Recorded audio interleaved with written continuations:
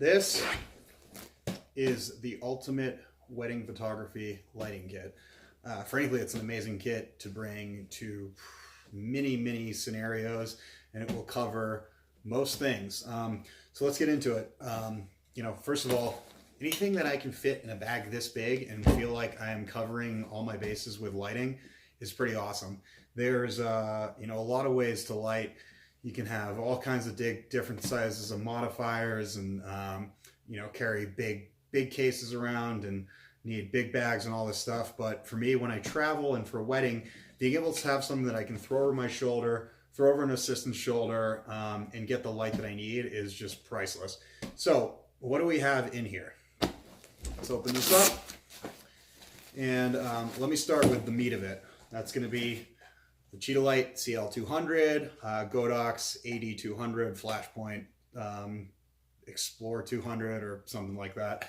I've talked about these in another video, and I'll post a link so you can check that out if you want to find out more about these lights. They're 200, real quick though, they're 200 watt seconds. They have a battery pack that gets 500 full power shots out of it, and the heads change out from a Fresnel, which is like a speed light head, to a bare bulb head, which we'll talk about in a second here. So I have 3 of these in this kit. 1, 2, 3. So what's amazing, that's 600 watts of power right there in this little bag. 3 similarly sized speed lights is going to give me, I don't know, these are about 4 to 5 times as powerful. So you're really getting a ton more power out of 3 of these than you would out of a couple of speed lights. They work wirelessly. They have great refresh rate, and they're pretty powerful. So let me talk about the things that I do with these. Well, there is the standard when I'm doing doing the dancing reception coverage.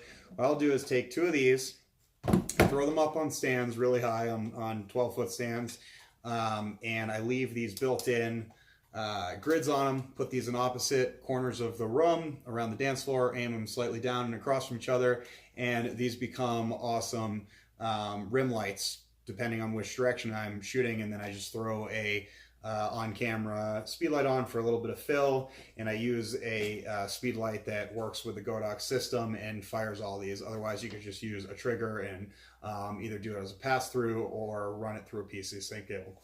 So I've got that covered. The other beauty of these, obviously, is that I can use this just as a off-camera light when I'm doing portraits. Very quick, easy to use. I can throw this, it's got a couple of mounts here. I can throw this on a stand, and my assistant can just hold this, and we can use just a grid if we want to do that. But I'll talk about what I love about these is the versatility. So if I was just doing portraits, and I could swap out the other head. So this head right here, this one's a little busted because it dropped during a shoot and I busted this plate. But anyways, this head right here is a bare bulb head.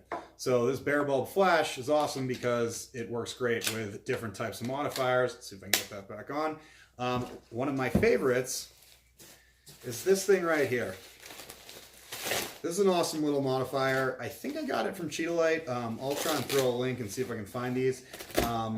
Honestly, anything that worked for Q flashes or Norman mount will work with this. So anything with that mount. So this right here, I'm able to throw straight on this guy, tighten it up, and all of a sudden I have a 200 watt second light with a pretty decent little beauty dish, small octa setup. I can put this on, and it even comes, I've got a grid so I can make it pretty tight and use that for a fair amount of things.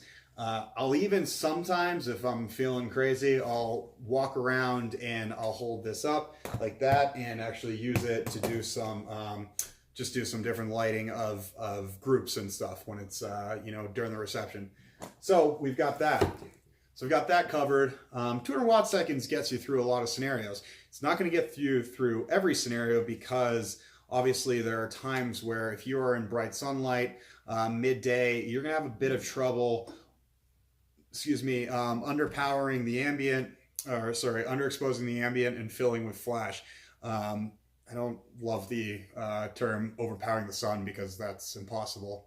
So I don't know why people say that. So anyways, you can take, what's amazing is that 2 of these, so within this little kit, surprise, surprise, I have a 400 watt second light. Takes a little second, little look, but this right here, this is the Flashpoint Evolve Twin Head. It's also the Godox Ad-b2, I believe is the name. What this does is allows me to take 2 of these and turn it into a 400 watt second light by essentially combining their bulbs and their power output. So I take one of these, stick it in here, pull this off, pull out my other one. Yep, no. Keep them in here. So I got one in here. Throw that in. Out there. Okay, and now from here I've got, so I take their these are 2 200 watt bulbs. You throw those in there. Then this comes on, and these just latch in here. It actually, once you get the hang of this, is pretty fast at doing this. So I can pull that out here, take this, got a little mount on that, that's why that's not working. Do it with this one.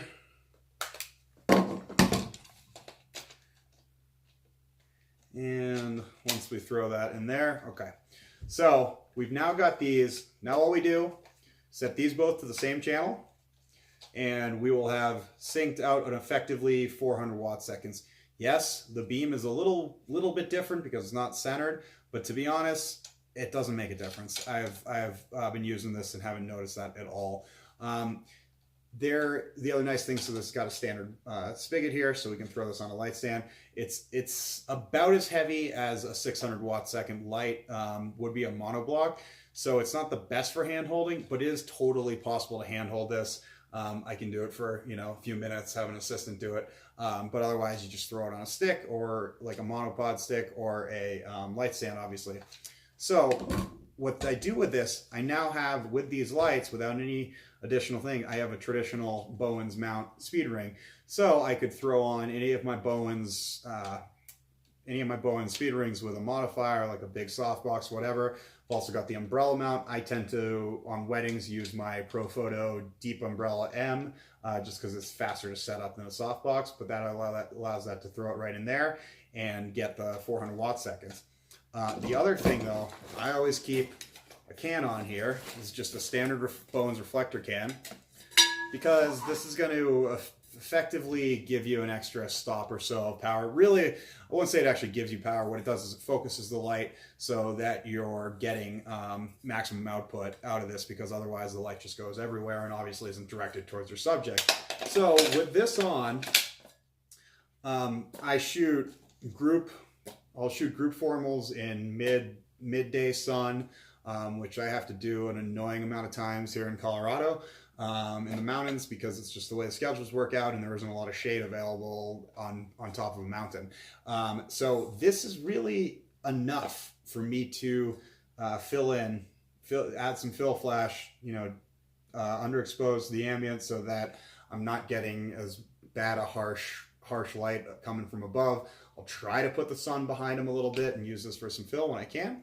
And it's totally capable of that. Obviously, also, you're going to be able to use it for fill with portraits of a bride and groom, and be able to put it a little bit further back than you would if you were just using a single 200 watt second light, because as we know, the further away it is, the less power is reaching your subject. So with this, you're really getting all that power in that one package.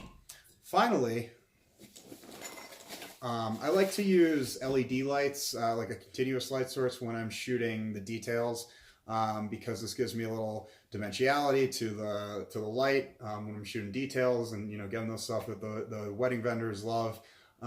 And typically, I've in the past carried everything from a Lowell GL1 gun light to just small, cheap battery-powered LEDs, but I don't have to do that anymore, because this. Let's turn this on here. This comes with 2 LED modeling lights. They're really crappy as modeling lights because they throw a very strange pattern. That probably, you know, I've got one on right now, but if you turn both of them on, if I can remember how, so you've got this kind of weird dual beam thing going on. I have no idea what this is doing to the video, but there's like these two beams. Not great because it creates a weird light pattern. However, very simple fix.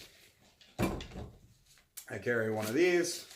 It's just a little sock that comes with the can, and now I have a nice even LED that is very strong. It's actually got 3 light levels, so I can turn that all the way up. Just make sure they're the same, and you know, it's a pretty good directional light source. You could actually shoot with it if you wanted to, for if you're shooting at shallow depths of field inside. But this makes a great, I'll just have my assistant walk around, kind of basically put his hand where I want it to be, put the light where I want it to be, and then I'll shoot my details, and then I've got my LED light, all of that. So I effectively have a lot of capability with this little bag, all running on the same system, all on the same trigger. And the beautiful thing is, I never have to change a battery. I mean, I don't shoot like crazy with flash usually, so I don't see myself going through these. But to be honest, 500 full power, I'm almost never at full power. So let's say I'm even at half power, that's usually getting about 1,000 shots out of each of these. And then I just throw one extra battery. And if you're worried about it, carry 3 extra batteries, 2 extra batteries in your bag. It'll all fit in this one bag. And you are really good to go for almost every situation. This bag is, you know, everything from Think Tank. Think Tank is my favorite bag maker. This is a Retrospective 20, I believe is the name of this one. So we can find that on here. Retrospective 20, and this really allows me to put all 3 lights. Have got them divided in there, they're nicely protected, and I can put the Ad-b2 in the front here and extra accessories, and you can put plenty of gear into this one bag. So I think this is a great option for carrying these particular 3 lights. I'm sure there's other options, but these are what work for me. So yeah, guys, that is my ultimate wedding photography lighting kit. And I'll throw some links to this stuff so you can pick it up if you want it. Let me know what you think, and I'll catch you on the next one.